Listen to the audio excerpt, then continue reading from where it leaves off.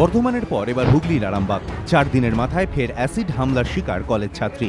Police সূত্র খবর, সোমবার দ্বিতীয় বর্ষের ওই ছাত্রী কলেজ থেকে বেরোচ্ছিলেন। সেই সময় 2টি বাইকে করে 4 দুষ্কৃতী এসে তাঁকে লক্ষ্য করে অ্যাসিড ছোড়ে রাস্তাতেই লুটিয়ে পড়েন তরুণী।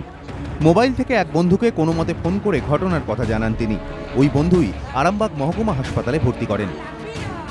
খবর পেয়ে হাসপাতালে পৌঁছন ছাত্রীর পরিবারের সদস্যরা। যদিও কী কারণে এই অ্যাসিড হামলা তা পরিবারের কাছে স্পষ্ট নয়।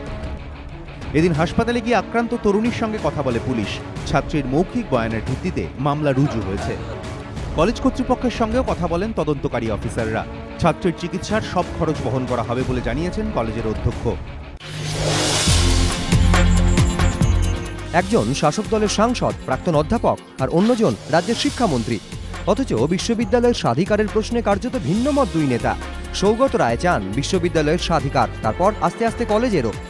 বিশ্ববিদ্যালয়ের শিক্ষক নিয়োগ এবং পাঠ্যক্রম তৈরির ক্ষেত্রে এই স্বাধিকারের পক্ষে সওয়াল দমদমে তৃণমূল সাংসদের।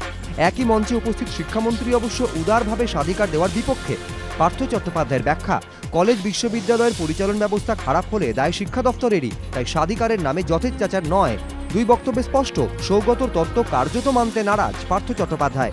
সোমবার আশুতোষ কলেজে এক অনুষ্ঠানে একই মঞ্চে ছিলেন পরিচালন সমিতির সভাপতি সৌগত এবং প্রাক্তন ছাত্র পার্থ। সেই অনুষ্ঠানে এই মতের বৈপরীত্য। শহরে ফের সোনার হাট ছিনতাইয়ের অভিযোগ ঘিরে চাঞ্চল্য। এবার ঘটনাস্থল নেতাজিনগর থানা এলাকার বৈষ্ণবঘাটা রোড। মীরা বোস নামে এক প্রৌঢ়ার অভিযোগ, রবিবার রাতে আবাসন থেকে দোকানে যাওয়ার সময় 2 মোটরবাইক আরোহী এসে ধাক্কা মারে। পড়ে যেতেই তার গলা থেকে হাট ছিনতাই করে পালায় তারা। যাবার সময় আরও বেশ কয়েকজন পথচারীকেও ধাক্কা মারে। মহিলার দাবি, এরপরেই গা ঢাকা দেয় অভিযুক্তরা। ঘটনার জেরে এলাকায় ব্যাপক চাঞ্চল্য ছড়ায়। নেতাজিনগর থানায় ছিনতাইয়ের অভিযোগ দায়ের করেন ওই মহিলা।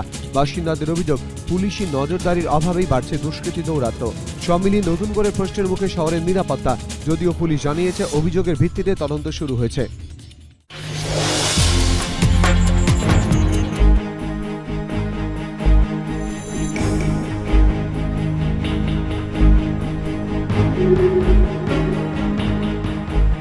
উত্তর থেকে দক্ষিণ শহরের সর্বত্র একই ছবি। রাস্তা জুড়ে বড় বড় গর্ত, খানা খন্দে ভরা রাস্তা দিয়ে গাড়ি যাওয়াই দুষ্কর। এরপর টানা কয়েকদিনের বৃষ্টিতে গর্তে ভরা রাস্তা এখন কার্যত মরণ ফাঁদ। এই ছবি শহরের লাইফলাইন EM বাইপাসের। একাধিক বড় স্কুল ও হাসপাতাল রয়েছে এই চত্বরে। প্রতিনিয়ত ব্যস্ততার ছবি এই রাস্তায়, কিন্তু হাল বেহাল। ব্যস্ত সময় 2 পা এগোনোই দায়।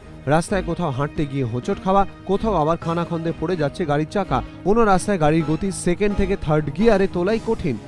খানাখন্দে ভরা রাস্তায় একটু অসাবধান হলেই দুর্ঘটনা অবশ্যম্ভাবী। বাসিন্দাদের প্রশ্ন, পুরকর ঠিকঠাক দেওয়া সত্ত্বেও কেন মিলবে না পরিষেবা?